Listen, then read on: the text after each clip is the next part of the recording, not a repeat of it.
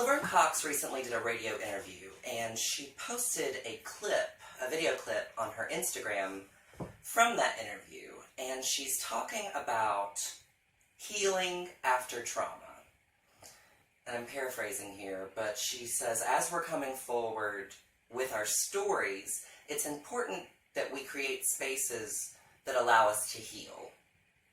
What's going on in private? You know, what are we doing? Are we in therapy? Are we doing anything conducive to healing? Because otherwise we're just operating from pain, and we are these open wounds out for the world to pick, essentially. And she quoted Brené Brown on healing after trauma. She says, it's important to acknowledge that the trauma happened, but it's just as important to not be overly defined by said trauma. That really hit home for me. I'm starting to realize, just in the past couple of weeks, I'm starting to feel a little overly defined by the trauma, by what I've went through, by my story that I've shared. If you've watched my previous videos, I have shared about my nervous breakdown last year, my suicide attempts, drugs and alcohol. You know, I've kind of laid it all out there, and I've received so much love. But I had a friend recently tell me, she said, you know that there are people that are going to use this against you, that are going to, you know, it's not just all sunshine and rainbows.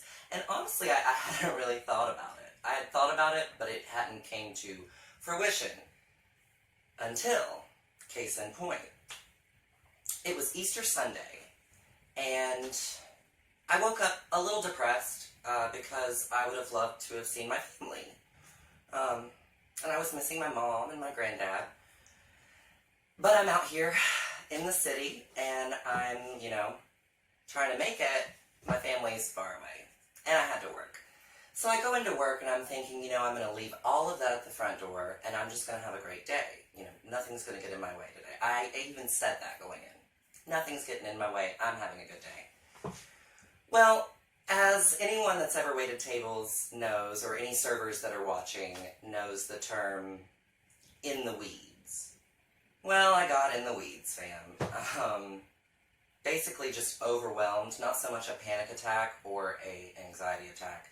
It's more of a stress attack. You have too many things going on at once, and your brain starts to spark.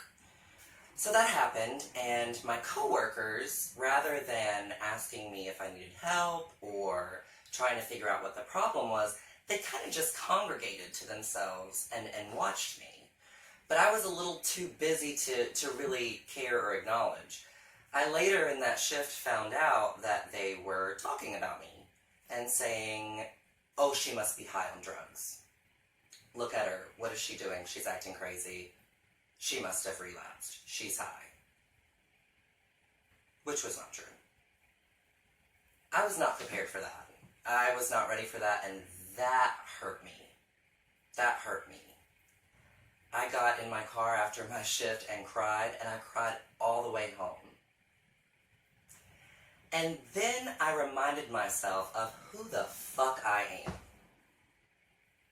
I came out publicly as a transgender female when I was 13 years old in 2006 in a very small town in the Appalachian Mountains of Virginia.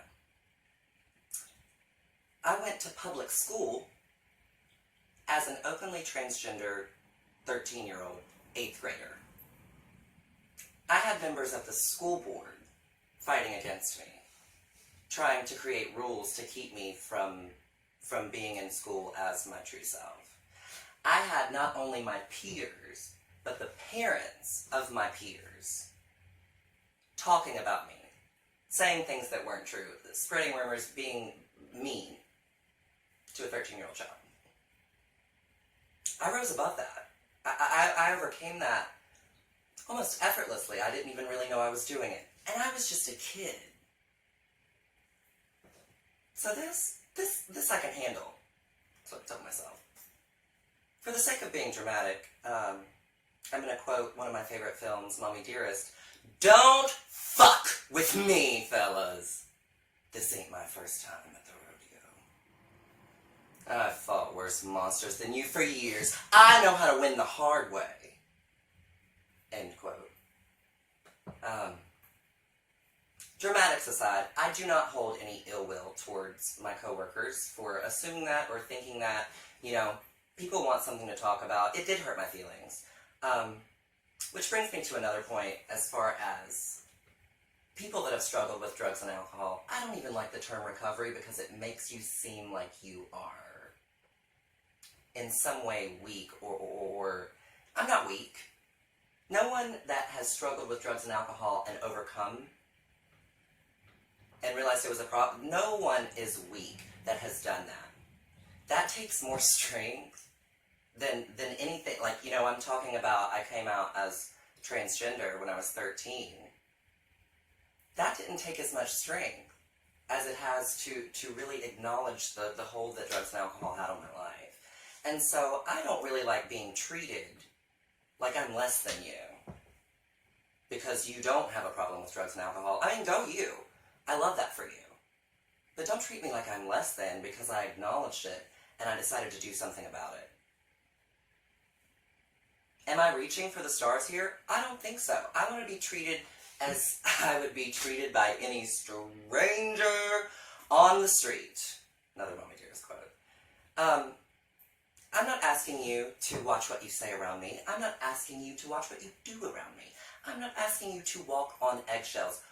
Quite the contrary. I'm asking you to treat me like a normal person, or as normal as I can be, being who I am. That's all I ask. Don't treat me like I'm a child. Do not, try to hide your alcohol from me. I'm an adult. Please treat me as such. And I don't want to end my video on such a firm note. So I will say this, and I appreciate those of you that are still watching. I'm going to take a step back from sharing so much of my personal life. I'm going to allow myself, like Laverne Cox says, I'm going to allow myself space to heal. So I'm not an open wound. I don't want to be known for my pain and my struggle. I want to be known for the good that I can do for the world, for my talents, So what I'm going to start doing, rather than sharing all my business, I'll still make weekly videos. I just won't be talking about, the terrible things that I've done or that has happened to me. We're talking about other things. But I'm also going to try writing songs. I feel like everything that I've been through in my life, I could write some killer songs. And I've never really tried before, and I want to be a singer more than anything in the world. And so I'm going to start writing some songs, and maybe sing them for you. So be looking out for that. And I appreciate you watching, and I will see you in the next video.